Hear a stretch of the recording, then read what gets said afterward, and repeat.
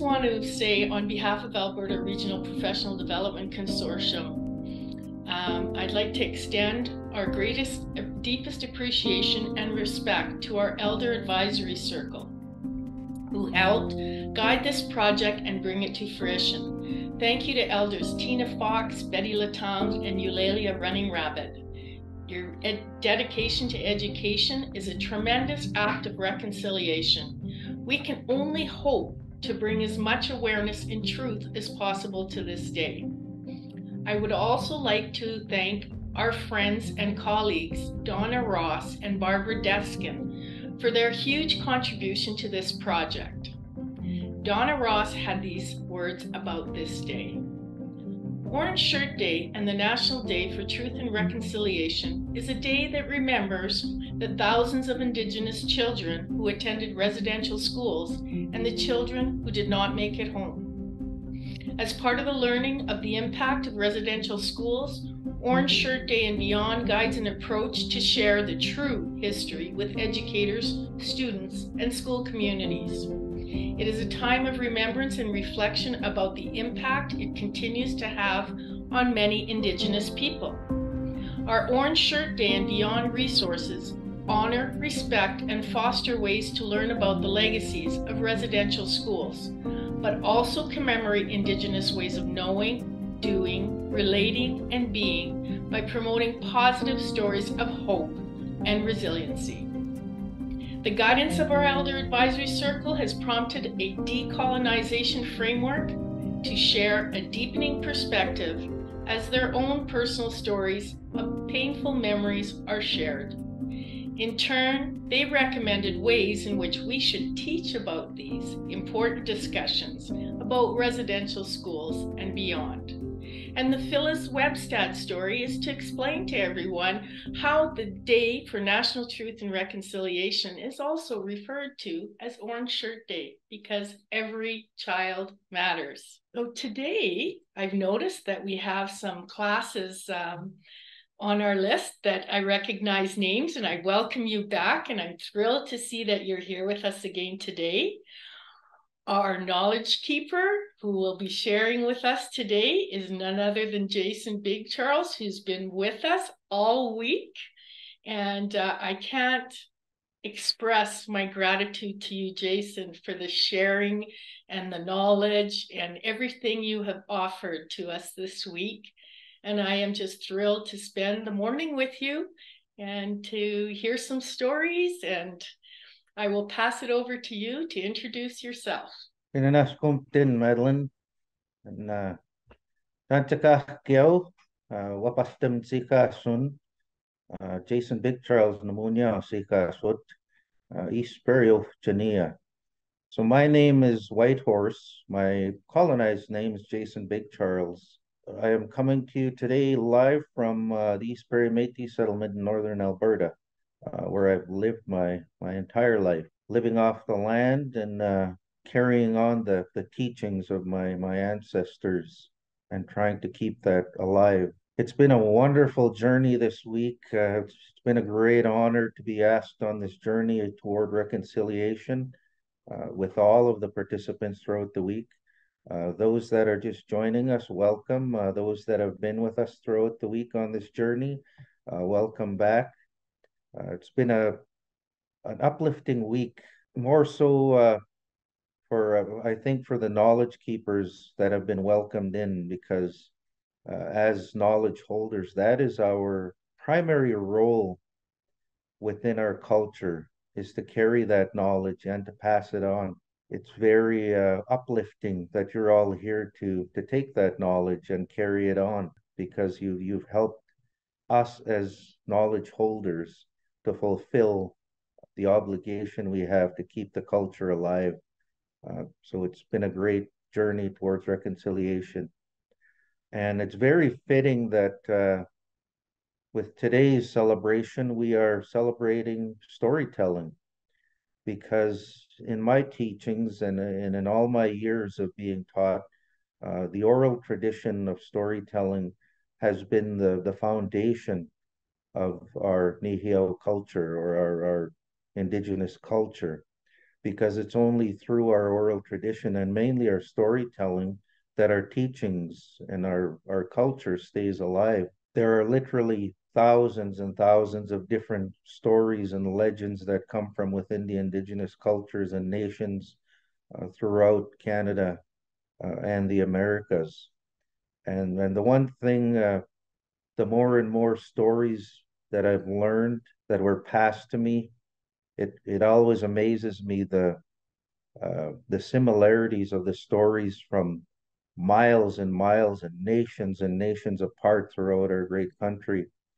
Because the stories that were passed down to me, I could see the similarities to stories from the East Coast and stories from the West Coast.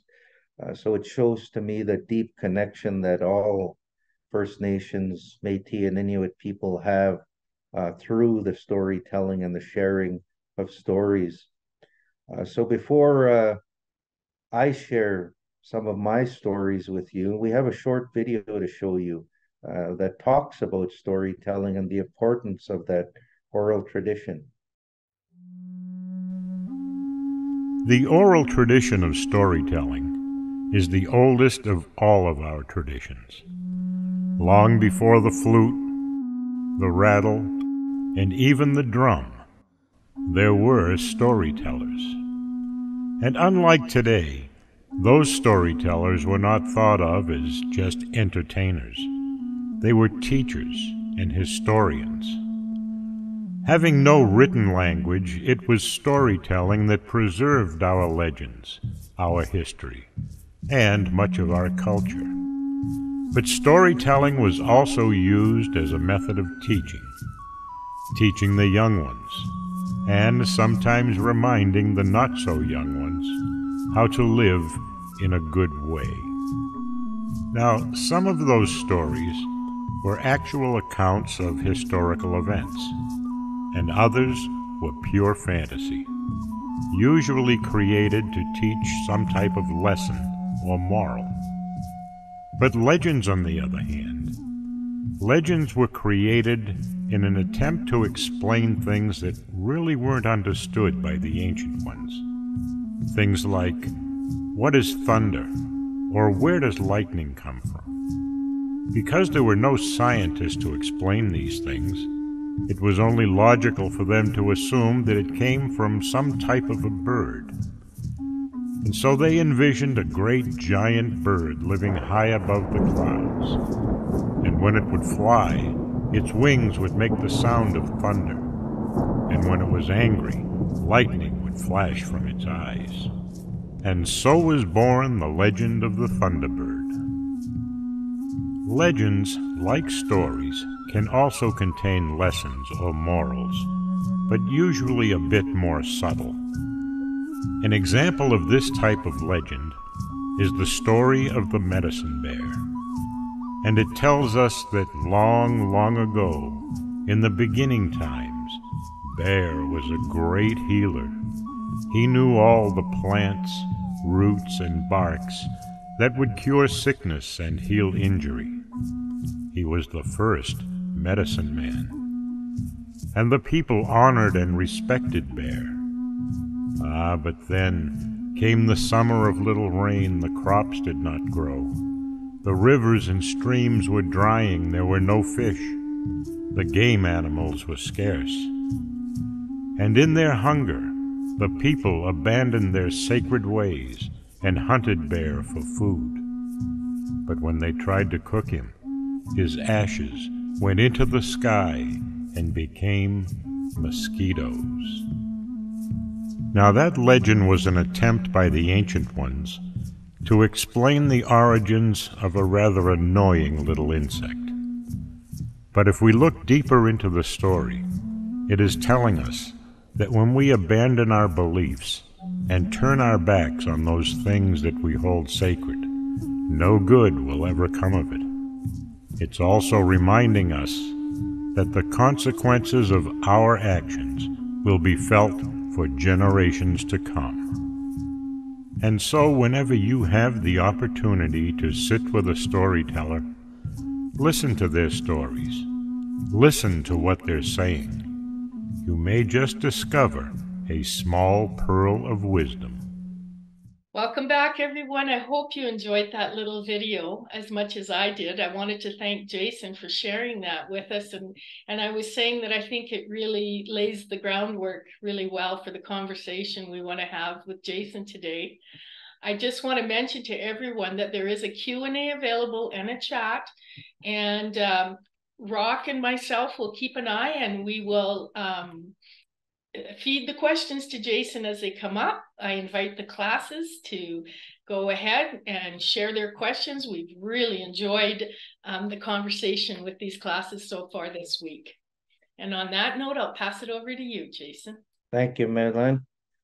And thank you all. I hope you enjoyed the videos, but now to something that's near and dear to my heart, because I am one of the gifts that was granted to me was storytelling, and it's something very near and dear to me because as a Nihio, or as a Cree person, my way of learning has always been within that traditional way of learning.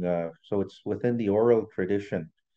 So what oral tradition means is that all our teachings and all our learnings and all our traditions are passed by word of mouth, by listening and talking to one another. What I've developed and what I've found myself is that as somebody who learned in the oral tradition, I have what's called a vocal memory or a oral memory, which means that every time I retell a story or remember a story or a moment or talking with somebody, I can actually picture myself in the same place that I was when I was given that teaching or when I was taught that story.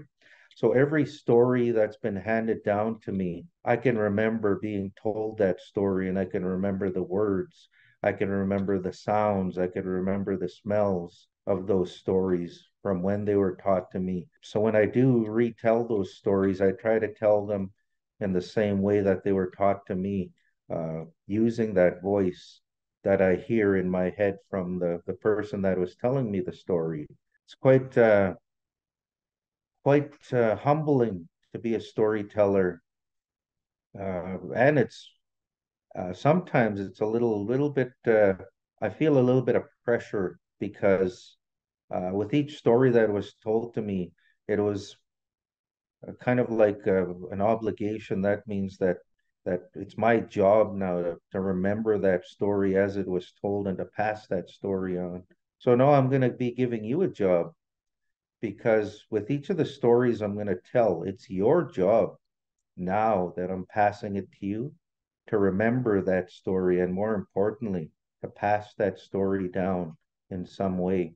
So within, I can only talk about storytelling within my culture, which is the Nihio culture, which is the Cree culture. I know different nations have different forms of storytelling. They have stories that differ a little bit. But like I said before, what I found is our stories are all very similar from nation to nation. However, I'm going to tell the stories that were passed to me from a Cree point of view, or from the Cree Nation culture. So within Cree culture, there are actually times when we're told we can or should be telling stories, and more importantly, there are times when we shouldn't be telling stories. And there's actually a really good reason for that. Within the Cree culture, our storytelling season begins when the first snow falls. So that's coming up here shortly. We'll be moving into storytelling season. So as long as there's snow on the ground, we can tell stories within Cree culture. That's when we're told that's the time for sharing stories. And if you really think about it, there's a really good reason for this.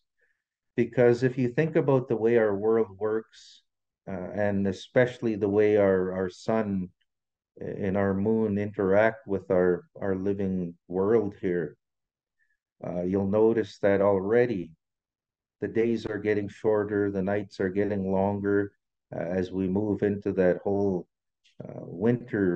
fall, winter season, where we're getting less and less sunlight throughout the day.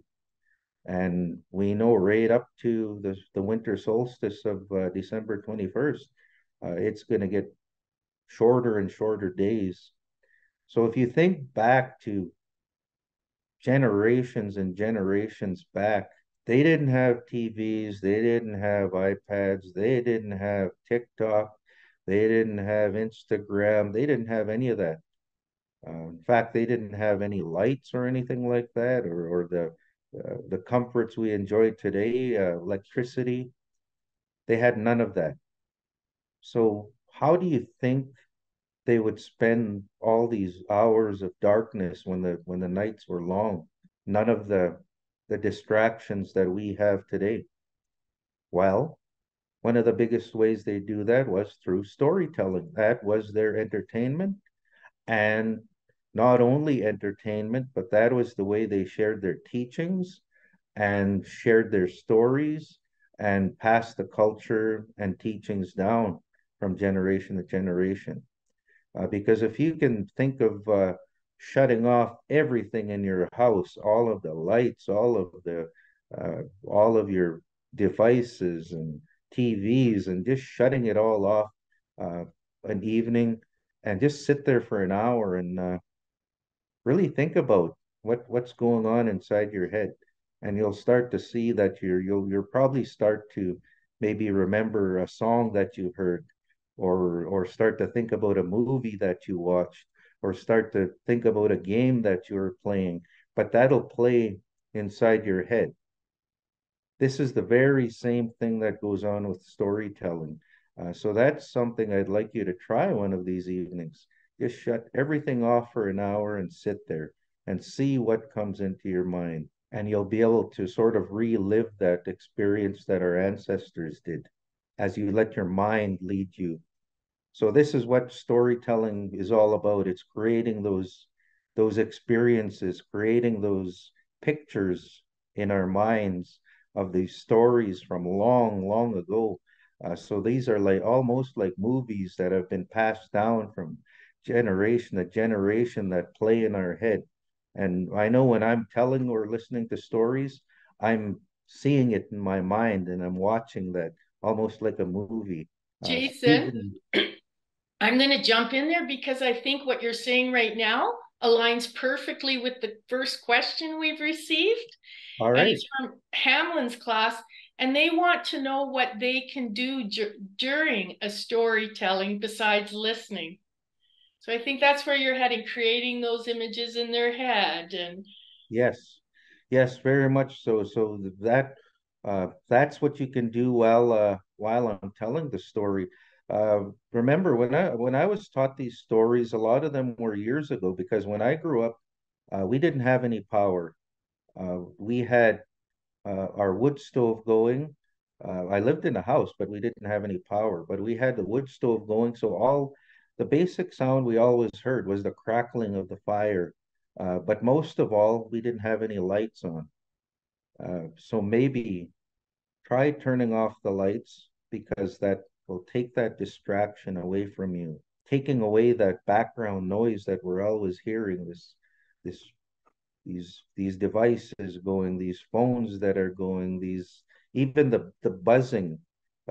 If you're in your house, you can hear the buzzing of the electricity.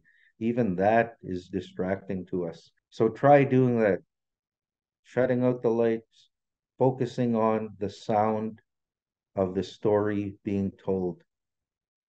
So like I said, for us as Nihio, as Nihioak, as Cree peoples, storytelling month, storytelling season is when there's snow on the ground. And that's just because of the long nights. And even now in Canada here, February has actually been recognized as Indigenous Storytelling Month. So mark that down in your calendar and make it a point to try and remember that February is Indigenous Storytelling Month here in Canada, because of course that's going to be one of our coldest months, and it's a time when we're probably going to all be inside most of the time. So what better time to share stories and these legends from generations past. Now, within Cree culture, there are actually three major types of stories. The first one is creation stories. There are actually three types of creation stories. There are creation about nature, creation of our earth or our land, and creation of animals, or how animals came to be. So with creation of nature, those stories tell all about, say, the story of the birch tree and how the birch tree came to be the way the birch tree looks. Stories of our land, they tell stories of how our land or our earth came to be. Stories about the creation of animals tell about how animals came to be, either the way they act or even the way they look. Those are the creation stories. The other major type of story that's told in Nihiawiwin or Cree ways of being are star stories. And these stories tell all about what the meanings are for the stars. We know them now as constellations, the Big Dipper, Orion, and Orion's Belt. But as Cree peoples, we had stories. We didn't call them Orion or the Big Dipper or the Little Dipper. We had our own names for these constellations. And along with those names, there is a story for each star formation out there. So the third major type of story, and this is a really major one, is our trickster stories. Now, with our trickster stories, within Cree culture or within the Cree language, trickster actually has a name.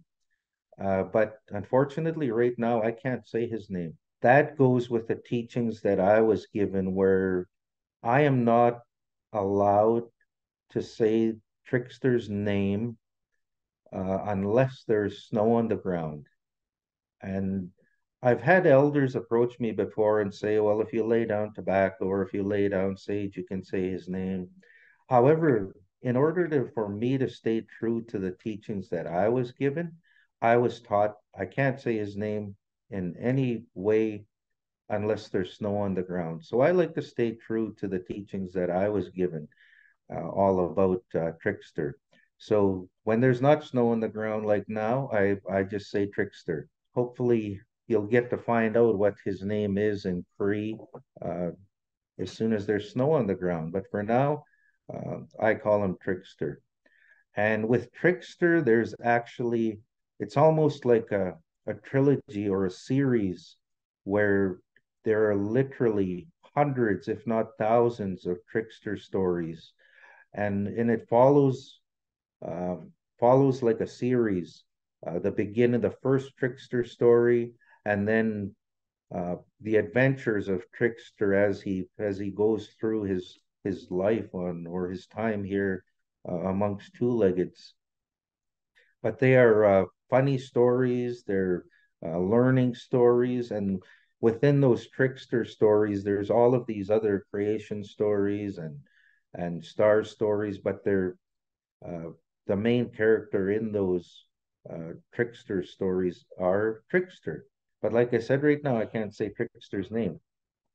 So what we're going to do right now is I'm going to tell you a story from each of these areas. So I'm going to tell you a creation story, a legend, and then a star legend, and then a trickster legend. So hopefully you're prepared to listen carefully, because remember, as a storyteller, it's my job, and one that I take seriously, that I need to pass these stories on to someone. So you'll really lift my heart if you listen carefully and remember these stories so that you could tell them. So the first story is a creation story, and this creation story I'm going to tell you is about the creation of our land, or our continent here. So Kayas, long ago, as Nihiawak, as Cree people, we're told that Creator was looking down on the land he had created all the land, all the people, all the animals, but Creator wasn't happy because people were fighting each other, and they were lying to each other, and they were hurting each other, and they were gossiping to each other and doing all these things they shouldn't be doing.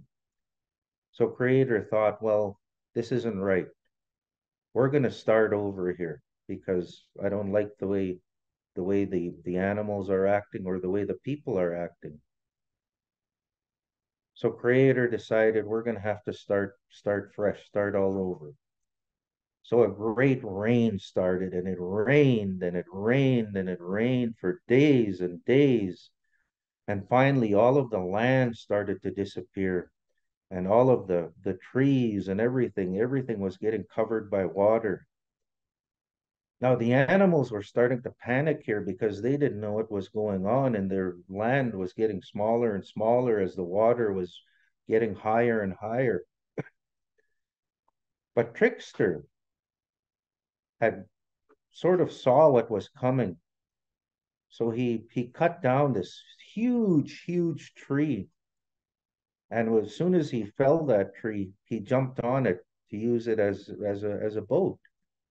So he jumped onto this tree, and he started helping all the animals, calling just the animals, come on, Astam, come get on this tree with me. You'll be safe on this tree.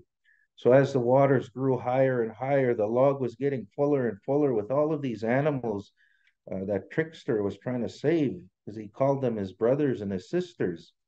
All the beavers, all the moose, all the buffalo, they were climbing onto the log, and he was getting as many as he could onto the log. And it continued to rain and rain and rain until finally there wasn't a speck of land anywhere on our Mother Earth.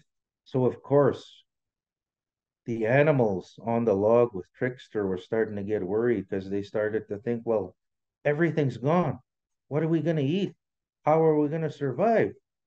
There's no plants here for us to eat, for the plant eaters, and we can't have the meat eaters start eating anyone on this log, because we're supposed to look after each other on here, because we're all that's left. What are we going to do?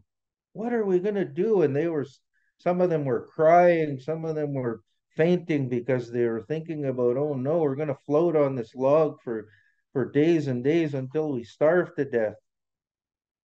But Trickster was wise, and he thought about this for a while, and he said, you know what?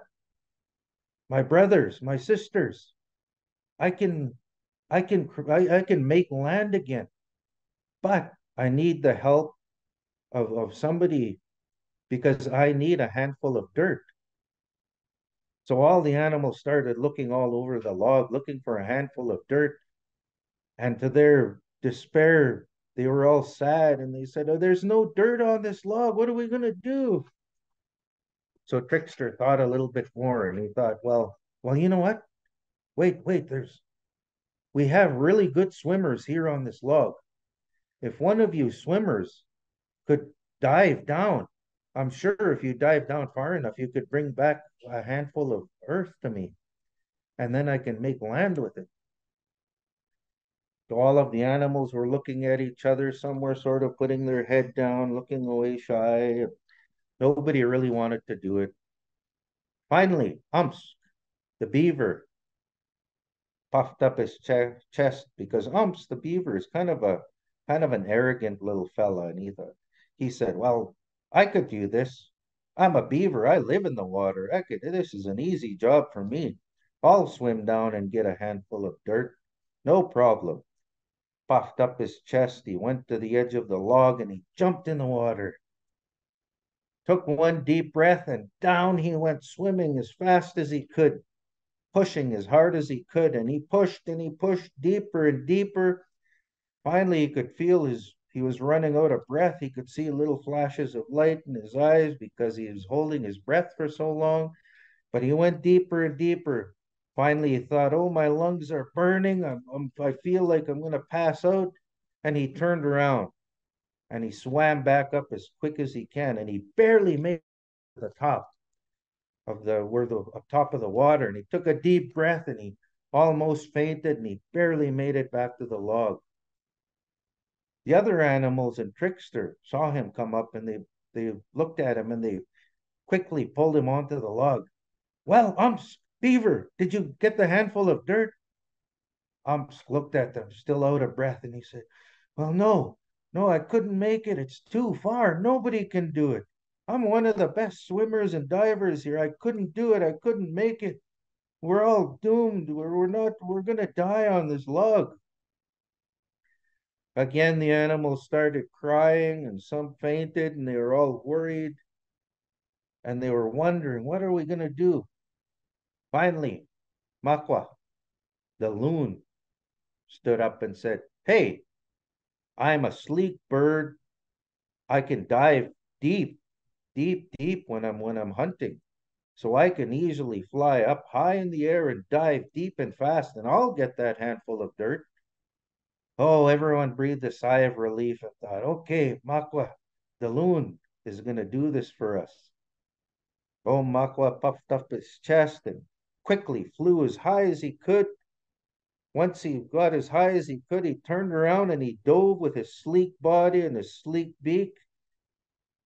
Didn't even make a splash as he went in the water. That's how sleek he was. And quickly he went down, down, down, swimming, pushing as fast as he could to try and get a handful of dirt. He made it past where the beaver had went, and he kept swimming and pushing and pushing and pushing.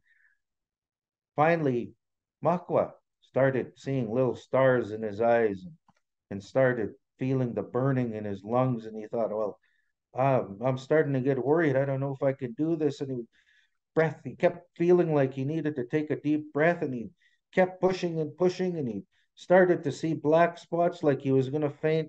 Finally, Makwa turned around and started quickly pushing himself to the top. He barely made it out of the water and he was nearly passing out. The other animals had to grab Makwa and pull him back onto the log. They said, oh, Makwa, did you get the earth? The handful of earth? Makwa took a minute to catch his breath and he said, oh, my brothers, my sisters, I'm sorry. I couldn't do it. It's too far. It's impossible. Nobody can do it. I'm one of the best divers and I couldn't do it. Nobody can do this. We're doomed. We're going to die on this log. All of us. And everyone started crying again. And even Trickster was starting to get worried, thinking, oh, this is never going to work. Well, we might be in trouble here. Finally, out of all of the commotion of the animals crying and getting worried, WACASK, the muskrat, was waving his little hand and he had a little voice and he was saying, hey, everyone, I can do it, I can do it. And he had such a small voice that nobody really heard WACASK, the muskrat. And they sort of didn't pay attention to him. Finally, he hollered a little louder, hey, everyone, I can do it. Finally, the beaver could hear WACASK, the muskrat. And started laughing and said, hey, everybody. And everybody started listening. And you could see poor little WACASK sitting there kind of embarrassed, kind of holding his little hands together. And look, hey, everyone, look, said. WACASK here, this muskrat thinks he could do it. Oh, and everybody, all the other animals just started laughing to themselves and pointing. Oh, this little muskrat, this little WACASK thinks he can dive deeper than Makwa and dive deeper than Oh, that's hilarious. Finally, Trickster had enough of it, and Trickster stepped in and said, wait, Kaya, stop it, my brothers and sisters. I don't see anyone else stepping up and offering to try.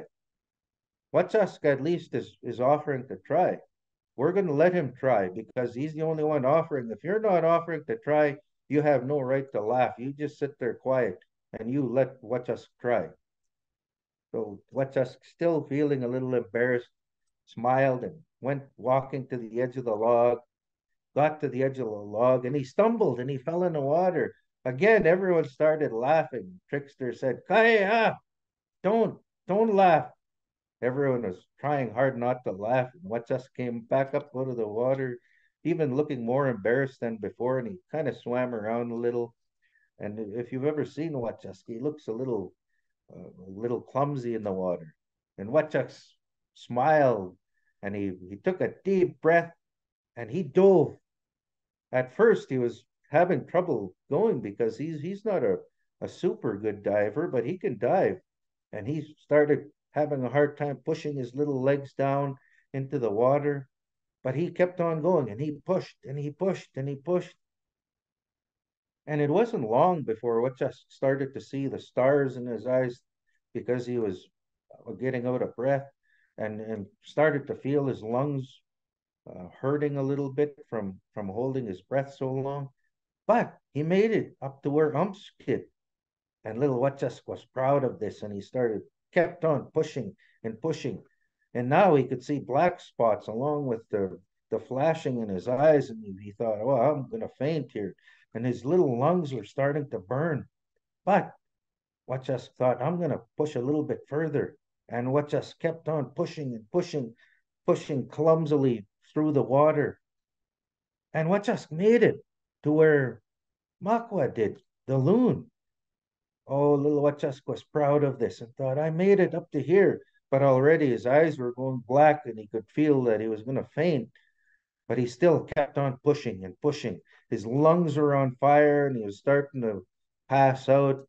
But he kept on pushing and pushing. The other animals up on the log, they were still sort of laughing about Wachask wanting to try. And finally, their laughter turned to worry, and they started to look around. Well, where is Wachask? Wachask should have already came up by now. Where is he? And now they all started getting very worried. Even Trickster was worried. And he said to his brothers and sisters, what did we do? Maybe we shouldn't have let him try. Everyone, look everywhere in the water. See if you can find Wachask. He should have been up long time ago. After a while of looking, everybody was looking out on the water, looking near the log to see if they could find Wachask. Finally, somebody noticed this little thing floating in the water. And Umsk said, hey, I see something over there. It looks like it might be Wachask. Quickly dove into the water, swam as quick as he could, hollered to the others, yes, it's Wachask, I'll bring him back. Quick, we need to get him on the log. And they pulled Wachask onto the log. Immediately, Trickster one grabbed Wachask in his hand, and he was looking at poor little muskrat, listening and looking for a sign of life. Finally, Trickster looked at his brothers and sisters, the other animals, sadly, and said, I'm sorry, my brothers and sisters. Wachask is gone. He didn't make it. He went too far in the water, and he couldn't do it. And why did we let him do this? Why did we let him give up his life trying to save us? Why did we do this? Oh, poor little Wachask. And as Trickster was looking down at Wachask, he noticed Wachask's little claw was clenched tightly. Trickster immediately started to open his little claw. And to his amazement, there was a handful of dirt there. Trickster quickly took the dirt and said, my brothers and sister, Wachask did it. He brought a handful of dirt. So Trickster said a special prayer and used the power of Uten, the wind, and he blew this dirt out onto the water. Soon as the handful of dirt hit the water, first a little island started poking up. Then it grew bigger and bigger and bigger and stretched farther and farther and farther and farther until it was this huge continent, huge piece of land had sprung up out of the water. Trickster continued to hold Wachask, and they pushed themselves toward this new land that had sprung up. And he turned to the other animals on the log and he said, wait, absolutely nobody is going to step foot on this land, this new land that has sprung up from the gift that Wachask has given us. The first one to go on to this new land is going to be Wachask, because he's the one who sacrificed his life for all of us. So Trickster stepped off the log and took Wachask onto the land and laid him on the land. And he turned to the other animals and he said, I want every one of you, every living being from this day forward to remember that even though Wachask was the smallest and weakest of all of us, he had the biggest heart and he was the bravest because he gave his life so we could all live. And remember this for years. Never judge anybody by their size or their strength. Judge them by the strength in their heart, like Wachask. And this lesson can never be forgotten. And the sacrifice that Wachask did for us. So all of the animals put their heads down as they came onto the land, and they remembered this story and passed it down. Even when the two-leggeds came, the story was told to them to pass down from generation to generation, just as I'm passing this story down to you now, and the legend of Wachask, Uksamaga. So that is the end of that story. Jason, you are a wonderful storyteller. I want to remind classes that the Q&A is open if they have any questions for Jason, but I see we're getting lots of hearts and claps and people really enjoyed, as I did. It was very easy to do the visualization in our mind with the great way you told the story. So thank you for the first story from our creator. You are very welcome to everyone who heard that story. And like I said, it would honor me greatly if you'd remember that story and pass it down. It'll fulfill my obligation as a storyteller to hand these stories down. So you do me a great honor by remembering that story. So that was an example of a creation story about our land and how our land was created. And if you remember in the video, when the elder was talking about the origin of a lot of these stories and how they came to be, you think about what was going through our ancestors' minds. They didn't have Google. They didn't have a Google search that they could go to and say, "Oh, I want to know how where a birch tree comes from," or "I want to know how where the Big Dipper came from." They didn't have a Google search. So often what would happen, like was said in the video, is they'd sit there and they'd think hard about it and they'd think, how did that poplar tree come to be? Why does it have those spots on it? And without an answer, often they'd create a legend or a story that explains that. Because as two-leggeds, as humans, we're very inquisitive and curious. We always want to know things. So why is this like that? Why do the stars shine? Why are the stars shaped like that? So often they would use these stories to explain that. So you see the way the story of Wachask is, and it talks about how our land here in Canada came to be, and our ancestors thought, well, this is a beautiful story to explain how our land came to be. So now we're going to switch gears a bit, and I'm going to tell you a star legend. And this, like I said, these are stories that tell about the constellations, how the stars in our skies were formed. And this story is about a special formation of stars that I think once we get to the end of the story, you'll all have a good idea of which stars I'm talking about. So Kayas, long ago, even before all the two-leggeds or all the humans were on the land, the animals were the main beings on this land. However, there was one family of two-leggeds that came that were put on this land first, and one of them was Trickster. But however, Trickster at that time was early to when Trickster came to be. So he hadn't learned a lot and he wasn't as wise. He had just started walking on our land. And at this time in the trilogies of Trickster, Mahigan, the wolf had agreed to Creator that he would follow Trickster and teach him and watch over him and protect him and help him to survive and teach him the ways to survive. So Mahigan the wolf, this was his job at that time. So Mahigan would take Trickster and he would teach him how to snare or how to hunt and which medicines to pick and how to build shelters and how to build a teepee and everything. So Mahigan would teach him this, and they went everywhere together. And they had this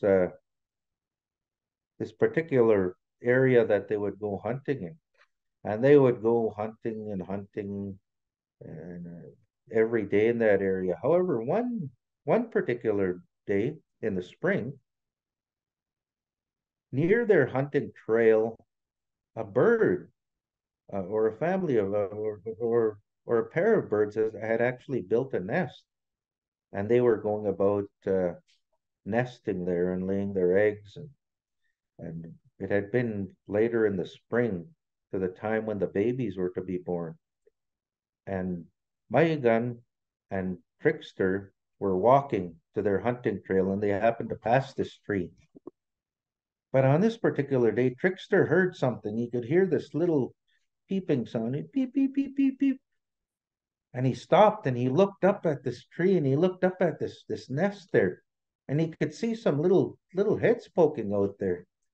And before this, Trickster had never seen babies or anything like that. So he didn't know anything about this. And he stopped and he looked and he looked at Mahigan. He said, Mahigan, what is that? What are those little things in that nest there beside those two big birds there? What are those things? Mahigan looked around, he looked up at the nest and he said, oh, Trickster, those are babies. Mahigan, Trickster was just amazed and he looked up and babies? What are babies? What are those little things? Mahigan thought about how am I going to explain this one to him, and Mahigan finally said, "You know what? When two big birds like that, a male and a female, sometimes they get lonely and they decide that they want to have babies. So they get together and together they make babies, which is basically little copies of themselves, but tiny. They start out tiny and they'll grow up and they'll eventually be like the mother and the father." Trickster was kind of confused, but he thought, that's amazing. That's amazing how that happens. Oh, Creator is truly amazing to allow this to happen. This is neat. And he smiled and they kept on walking down their hunting trail. But every day from there forward, when they'd walk by the tree, Trickster would always look up and he'd see these little heads poking out of the nest. They were getting bigger and bigger. Finally, they were looking like their parents. Trickster was completely amazed. He thought, "Oh, that's so neat. That's amazing." And it always brightened up his day, and he'd walk away smiling, shaking his head. Babies, that's neat. Now, Mahigan had been walking with Trickster for many moons. And finally, Mahigan started to look up at the babies and he started thinking, I'm starting to feel a little lonely and I wish I had some babies of my own too. Because all I ever see is Trickster here. And I'm getting a little tired of just seeing him. So that night, Mahigan prayed to Creator and said, "Oh, Creator, I wish I had a partner and I'd like to have babies of my own and have someone else to take care of besides Trickster." So that night, Trickster granted Mahigan a partner, a mate. And Mahigan was so happy about this. And before long, Mahigan had some babies of his own. Now, Trickster had heard about this and he went to go see Mahigan. He was so happy for Mahigan. "Oh, my brother, Mahigan, you got some babies of your own. Oh, look how cute they are. They look just like you, but they're real tiny. Oh, this is so beautiful. Oh, I'm so happy for you." Although Mahigan the wolf was really happy, he started to get worried, thinking, "Well, you know what? I've got all my babies here I've got to take care of. I'm worried I won't have time to take care of Trickster because I haven't taught him everything that he should know. And in the evening, Trickster went home to his teepee because he knew Maigan was busy with his family. And Trickster sat there and he started feeling lonely. And Maigan, the wolf, knew that this was going to happen and he started weighing heavy on his mind. And Maigan started thinking, Trickster should have a partner too. He can't be left alone. He's probably sad and lonely. So again, Mahigan prayed to Creator and said, "Oh, Creator, can you please give Trickster a mate or a partner so that he won't be so sad and lonely?" So again, Creator had heard and listened and granted Trickster a mate. So again, Trickster was happy again. He had this new partner that he could talk with and hunt with and share things with. And it wasn't very long before Trickster had a baby of his own. And Trickster was just amazed and so in love with his new little baby, and he would hold the baby and rock them. He was just so happy to have this little baby to take care of. However, Trickster was still young on this land. It started to get on towards winter, and it started to get colder, and the snow started to fall. And Trickster had found that he had been so busy taking care of his new partner and his baby that he hadn't had time to hunt and get all the food that he should have. Mahigan had heard of this, the wolf, and he started getting worried. He said, "Well, I know that Trickster and his family, they've been busy with taking care of this baby. I heard that he wasn't hunting. They're not going to make it through the winter if they don't get enough food." And Mahigan was right because Trickster was already sitting at home. They were low on food, so the baby wasn't getting enough milk. His partner wasn't eating enough.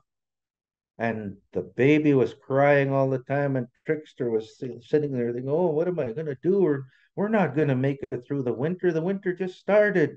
Oh no, what are we going to do?" Mahigan finally decided, "I'm going to have to do something."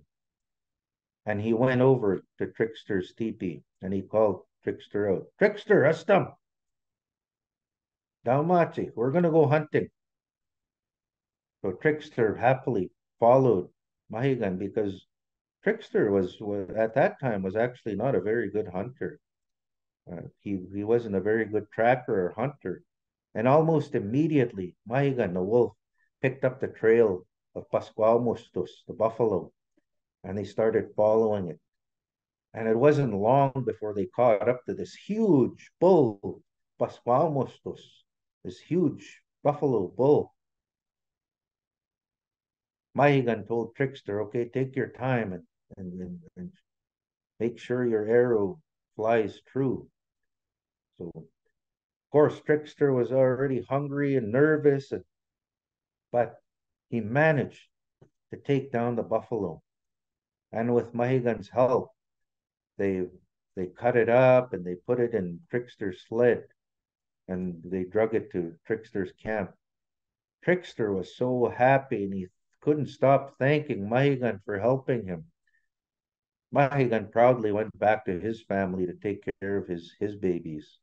But at Trickster's camp, Trickster started thinking, I'm going to have to do something here. I can't, I'm so grateful to Mahigan. So he took all of the choice, the best pieces, the fattest steaks, the softest, tenderest meat, the tongue, the most delicacies out of the entire Pascualmustos, the whole buffalo, and he put them onto a sled and he took them to Mahigan. And he told Mahigan, "My brother, I'm so happy, so thankful how you helped us. I'm bringing you the best parts of the buffalo for your family because I'm so grateful. And this is how we show we're grateful. We're giving you the best pieces and not keeping the best for ourselves." Mahigan was happy for Trickster's gift. And as Trickster walked away, Mahigan had some tears coming down his eyes because he was so touched by this. Mahigan decided, well, these two-leggeds, they can't take care of themselves. They need somebody to take care of them. And I'm too busy with my family, but I'm going to make sure we do something about this. So Mahigan called a meeting of the dog family, and that's the wolves, the foxes, and the coyotes. So he called the meeting of these three, the wolves, the coyotes, and the foxes, the leaders from these families. And they had a meeting, and at that meeting, Mahigan the wolf told the others, my brother, fox and coyote, we need to do something. These two-leggeds, they can't take care of themselves. We need to do something so that they have somebody to walk with them and take care of them and protect them and teach them and love them and watch over them. Will you, my two brothers, will you agree to give up one of your pups to go and live with these two-leggeds and watch over them? So they all agreed, the wolf, the coyote, and the fox, and each one of them gave up one of their pups to sacrifice to go live and walk with the two-leggeds or walk with men and women. Now Creator had been watching over what was going on, and Creator was so touched by the gift that the wolf, the fox, and the coyote had given, that Creator said, I'm going to mark this in the skies for all eternity so people will never forget what happened on this day when the wolf, the coyote, and the fox gave up one of their own children to go take care of and watch over and be companions to the two-leggeds. And Creator marked it in the sky with stars representing the wolf, the coyote, and the fox. And one pup was sent out to each of the four corners. And these pups that were sent out to the four corners of the earth are marked in those skies as well. One for the north, the pup that was sent north, the pup that was sent to the east, the pup that was sent to the south, and the pup that was sent to the west. So Creator put these stars in the sky so this story will never be forgotten. And today we know these stars as our Big Dipper. And the pups that were sent out to walk with us, take care of us, be our friends, be our companions, be our protectors, we know now as dogs. So this is the story of the Big Dipper and how dogs came to be with us here on earth, to walk with us as our friends.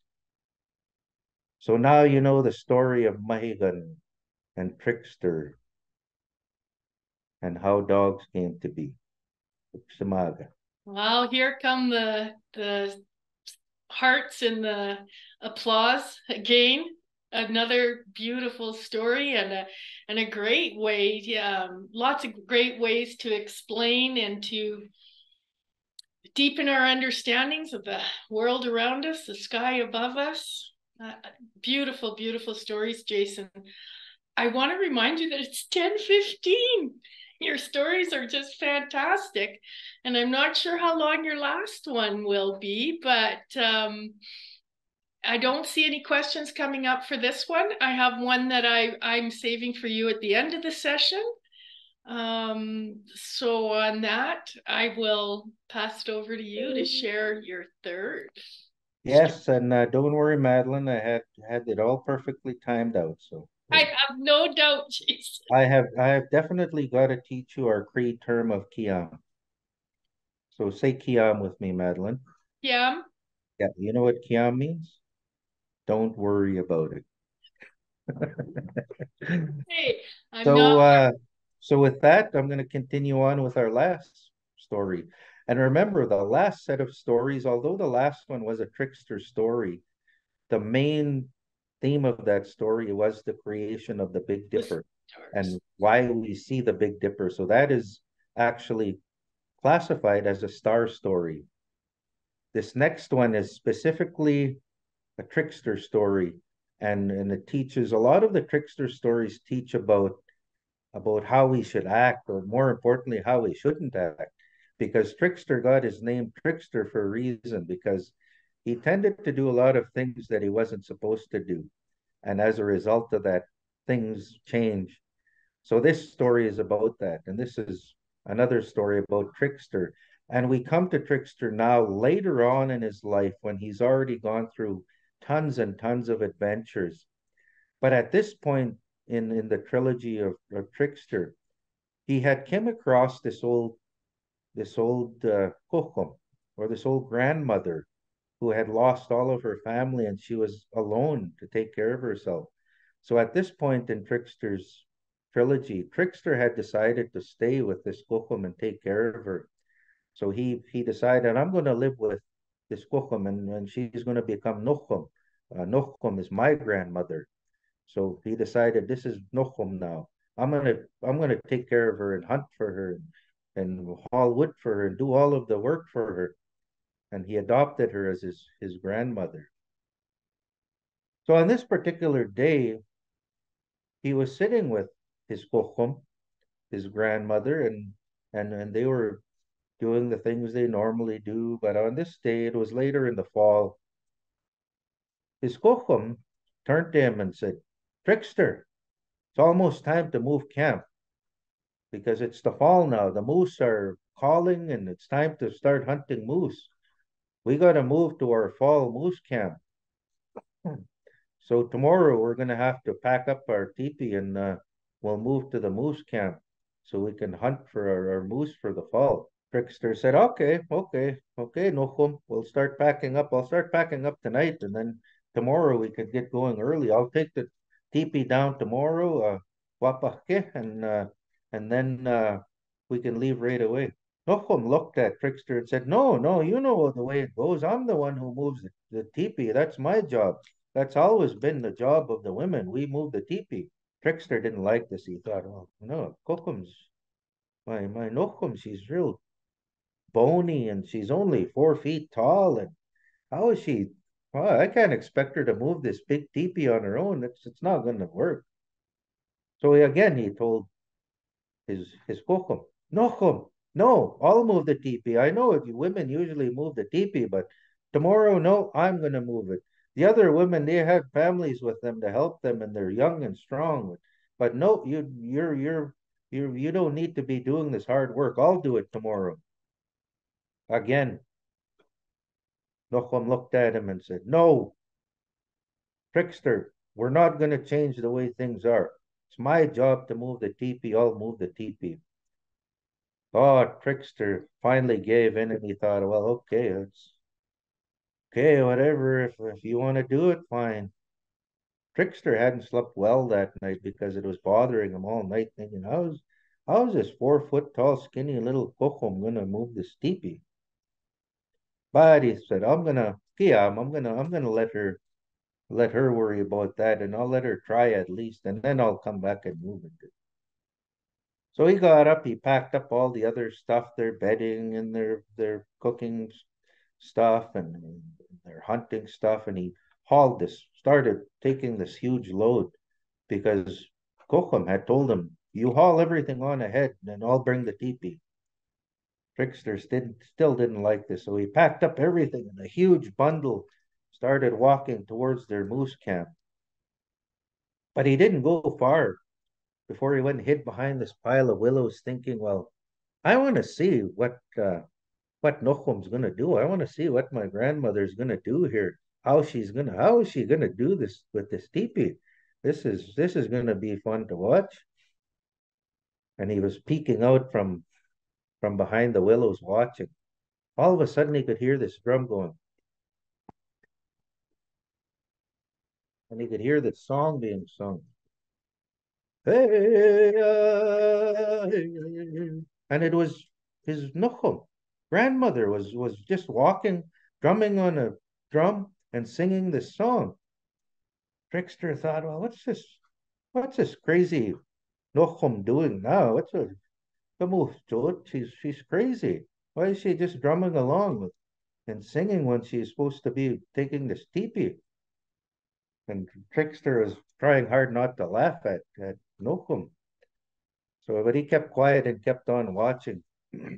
And to his amazement, he looked and he could see this teepee dancing behind Nochum as she was singing and drumming. This teepee was dancing on its poles, following Nochum. Trickster thought, this is amazing. That's how these women move those teepees, with that song and the drum. And immediately he stood up in his excitement. And as soon as he stood up, the teepee stopped moving, stopped in its tracks and didn't move even 1 inch. Nochum was still drumming and she looked back, didn't see the teepee, and she stopped wondering, what's going on? How come this teepee stopped? And then she saw Trickster just standing up there, just smiling and just amazed. Oh, little Kochum, his grandmother, was angry. Trickster, what are you doing? Why are you sitting there watching? I told you, you were supposed to be walking ahead. You weren't supposed to come back and watch this. Trickster's come running out to his Kochum. Nochum, but I gotta know. I have to teach me this song so I can do that. Nochum looked down, shook her head. Trickster, you don't realize what you just did. This was a gift that was given to all women. This drum's beat, this song was handed down only for women to hear and only women to know, because it's our teepee song that brings our teepee with us. No man is ever supposed to hear this song. And we were told that if any man ever hears this song, that gift will be taken from us. Trickster couldn't believe it. He said, really? Let me try singing. And he tried following the words and the beat, and teepee wouldn't move. His Kochum shook her head and said, well, Trickster, see, you've ruined it. Because of your curiosity, being curious and not listening to what was told to you, you've taken this gift away from all of us now. So from now on, from here on, because that song was taken from us, it's now going to be the men's job to take down that teepee and carry those teepee poles and teepee coverings, because you've taken that gift from us. And this is the way it's going to be from now until the end of time. You men have to do this, take that teepee down and haul it on your backs. Trickster put his head down, shaking it. Oh, if only I had listened. So now you know the story of Trickster and how the teepee song was taken from us. Uksamada. Thank you, Jason. You really do have a great ability to tell stories. I was thinking, could I retell your 3 stories? I think the first and the third. The second one, I might have to listen to it a second time, but you really, you set the scene so nicely for us, helped us in reminding us to create those images in our minds. And I think that the stories that you told show us how throughout humanity, no matter what culture, we all create our belief systems, but everybody, the most important thing is looking after the earth and looking after each other. Yes. And I think if there's anything I'd like you to take away today from listening to the stories and hearing about storytelling, Indigenous storytelling, is that you would do all storytellers a great justice if you can remember even one of those stories and pass it down. And in fact, I've got a task for you. Your task now is to either draw one of the stories you heard or retell in writing one of the stories you've heard. And I'd love it if some of you could get back to me and retell me that story either through a picture or through writing. And maybe Madeline can just put my email in in the chat for you all, and especially teachers. I'd love to hear from your students or see their works from one of those stories. Because remember, story is all about creating those pictures not only in our mind, but being able to put that picture in our mind to paper.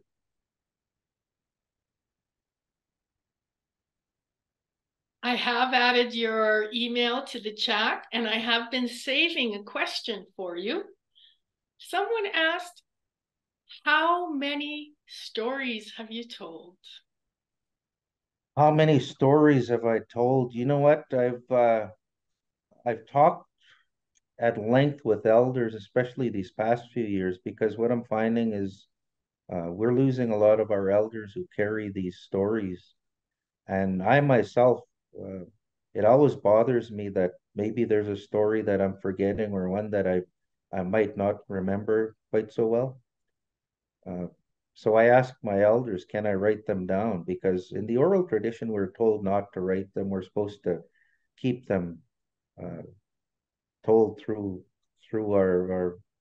our telling them. But now elders are saying, you know what, we need to have them written down. So I have started writing them down. I started out by writing the titles of all of the stories I know.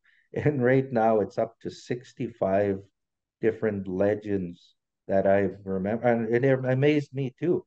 I had no idea there were that many legends that I remembered. So I think it pays deep respect to the storytellers that told me the stories because they told those stories in such a way that they were left with me. And there were stories that I've forgotten from the early years when I was younger, and my Muslim and Kukum, my grandmother and grandfather were telling me some of these stories. I've forgotten some. And I remember being young and it bothered me. And I told this to my grandfather, my Muslim. I said, Muslim, it really bothers me. I can't remember some of the stories you told. And I remember I could see my Muslim's face and I could hear his words when he said he laughed and he told me, Kiam Nosum. He said, you know what? The stories you've forgotten or can't remember, those stories weren't meant for you. They were meant for somebody else to remember. Said, but the stories that you do remember, those were given to you to remember and pass down. So that made me feel better after that. So I don't worry about forgetting stories because in my mind, I've done my job with those stories and somebody else has been gifted, has been tasked with carrying those stories. So that's how storytelling works in Nihiawiwin anyway, in Cree culture. And thanks, Jason, for that. Just one quick other question. We're wondering when you told me not to worry, Kyum, how do you spell it? I'll just put that in the chat here. Awesome. And as you do that, it's already 10:30. I really did not have to come today. The stories you told, Jason, I think will stick with a lot of us who listen today, and we will cherish those and share those as best we can. So love the challenge you gave to the students today. And your email is there for them to communicate with you and teachers to communicate with you. Excellent. Yeah, and kids, you can go home and try and tell your parents one of the stories, if you can tonight. And on that, Jason, I want to thank you. I want to thank everyone for their participation this week. For me, it has been a wonderful week of learning and of reflection. So I thank you for being you were our guide this week. I've placed in the chat the link for Empowering the Spirit. And empowering the Spirit is when we've completed this video, this series this week, the videos will all be placed on the Orange Shirt Day section of Empowering the Spirit. Lesson plans and ideas to go further will also be included. And for those of you working in French immersion or Francophone schools, These videos will be subtitled, available with the resources in French as well. So lots of good things to come. Please do check out our website, and thank you to everyone for taking the time you took this week. And I wish everyone a day tomorrow where we take some time and we do reflect and we remember why we have this National Day for Truth and Reconciliation. Any closing words, Jason? The only closing word I have is which translates as my heart has been lifted by this week and all of the learnings that have gone on, honoring my ancestors. So my heart has been lifted by you all. Tansy Jason. Lots of nice thank yous there, Jason. This week has been, with all of you, has been absolutely amazing. Grateful to hear your stories today. And Tammy Diesel said, thank you, Jason. Trickster and Creation is always one of my favorites. And Jason, we'll be in touch next week and do a little debriefing. And I thank you so much.